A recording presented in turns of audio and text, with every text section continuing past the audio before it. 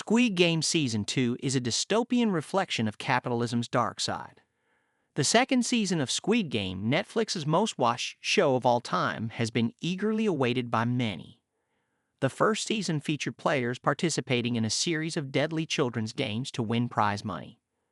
The new season, which is also on track to set another Netflix record, takes a deeper look at the economic context and constraints surrounding the surrealistic games. More than a third of the season takes place outside the actual game setting, highlighting the dystopian life circumstances that drive participants to enter the deadly competition in the first place. In many ways, Squid Game Season 2 is a very South Korean story. The country has one of the highest levels of household debt in the world, much of which has incurred through a failing social security system. Most notably, a nominally public healthcare system afloats considerable burdens on those who require special treatments or operations. Gambling, too, has emerged as a pressing social and economic problem among young Koreans. Beyond that, Season 2 highlights one specific feature of a capitalist system built on zero-sum competition.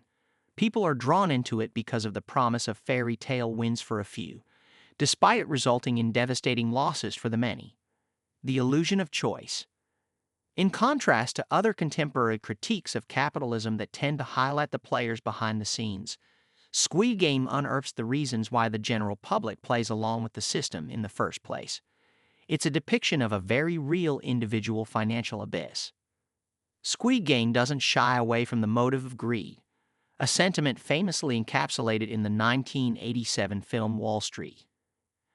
However, the show frames this greed against a broader canvas of personal bankruptcy, unpaid healthcare bills, and gambling losses in the form of failed crypto investments. Squid Game Season 2 trailer from Netflix. Squid Game's perspective on contemporary capitalism and why it's supported by billions of people around the world is striking.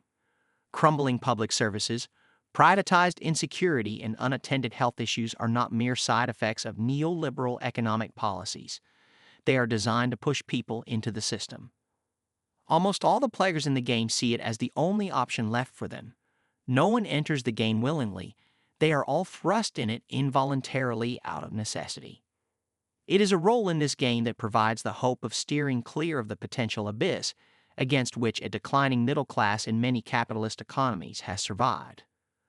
Like the players of Squid Game buy into the game as their only means of survival, we too buy into the capitalism system because we don't have another choice. In a global context, the show highlights how extreme poverty and lack of public infrastructure force vast parts of the population, so-called developing countries, to participate in exploitative and often lethal labor conditions. Business professor Bobby Banerjee has explored the latter aspect under the label of necrocapitalism, while professors Carl Cederstrom and Peter Fleming have explored the experiences of first-world white-collar workers in their book, Dead Men Working. The promise of more. The repeating votes and battles over the continuation of the game highlight why so many people continue to participate in the broader capitalist system. The promise of more. Recently, we have seen some junior investment bankers literally working themselves to death. Private gain as the defining trait of capitalist society is a well-researched phenomenon. Squid Game plays on the almost comical ability people have to believe in their own capacity to survive and be the chosen winner. The red light, green light game returns in Season 2 of Netflix's Squid Game. The cruelty and violence of the game itself fuels players' almost transcendental convictions that they are destined to be the sole victor of the games. These desires, however, clash with the core humanity of the players.